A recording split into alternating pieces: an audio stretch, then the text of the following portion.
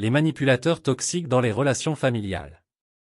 Bonjour et bienvenue sur cette vidéo, qui s'adresse tant aux femmes qu'aux hommes, même si je parle au masculin pour une question pratique. Les manipulateurs toxiques peuvent également se trouver dans les relations familiales, et leurs comportements peuvent avoir un impact significatif sur la dynamique familiale et la santé émotionnelle des membres de la famille. Voici quelques caractéristiques et comportements courants des manipulateurs toxiques dans les relations familiales. 1. Contrôle excessif. Les manipulateurs toxiques cherchent souvent à contrôler les membres de leur famille en prenant des décisions à leur place, en leur imposant leur volonté et en limitant leur autonomie. 2. Critique constante. Ils critiquent fréquemment les autres membres de la famille, les rabaissent et les dévalorisent pour maintenir un sentiment de supériorité. 3. Chantage émotionnel. Ils utilisent souvent la culpabilisation, la victimisation et le chantage émotionnel pour obtenir ce qu'ils veulent des membres de la famille. 4. Manque d'empathie. Les manipulateurs toxiques ont souvent du mal à comprendre ou à se soucier des émotions et des besoins des autres membres de la famille. 5. Diviser pour régner. Ils peuvent semer la discorde au sein de la famille en créant des conflits entre les membres pour mieux les contrôler.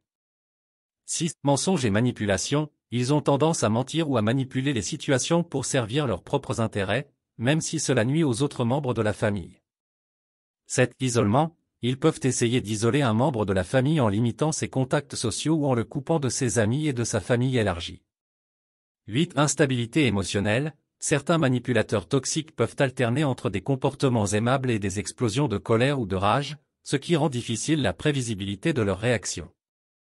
9. Narcissisme. De nombreux manipulateurs toxiques ont des traits narcissiques, ce qui signifie qu'ils ont un besoin excessif d'attention et d'admiration, et qu'ils ont du mal à reconnaître les besoins des autres. 10. Manque de responsabilité. Ils ont tendance à rejeter la responsabilité de leurs actions sur les autres et à éviter de prendre leurs responsabilités. Il est important de reconnaître les signes de manipulation toxique au sein de la famille, car cela peut avoir des conséquences graves sur la santé mentale et émotionnelle des victimes. Si vous vous trouvez dans une telle situation, il peut être utile de rechercher un soutien professionnel, comme une thérapie familiale ou individuelle, pour vous aider à faire face à ces dynamiques destructrices. La communication ouverte au sein de la famille peut également jouer un rôle essentiel dans la résolution de ces problèmes, mais cela peut être difficile lorsque l'un des membres est un manipulateur toxique. Dans certains cas, il peut même être nécessaire de prendre des mesures pour établir des limites saines ou pour se distancer de la personne toxique pour préserver sa propre santé émotionnelle. Solution rapide pour chaque point. Il est important de noter que la résolution de problèmes liés à la manipulation toxique au sein de la famille peut prendre du temps et nécessiter des efforts constants. Cependant, voici quelques suggestions rapides pour faire face à chaque point spécifique que j'ai mentionné. 1. Contrôle excessif. Établissez des limites claires en expliquant calmement que vous avez le droit de prendre vos propres décisions et que vous appréciez leur soutien plutôt que leur contrôle.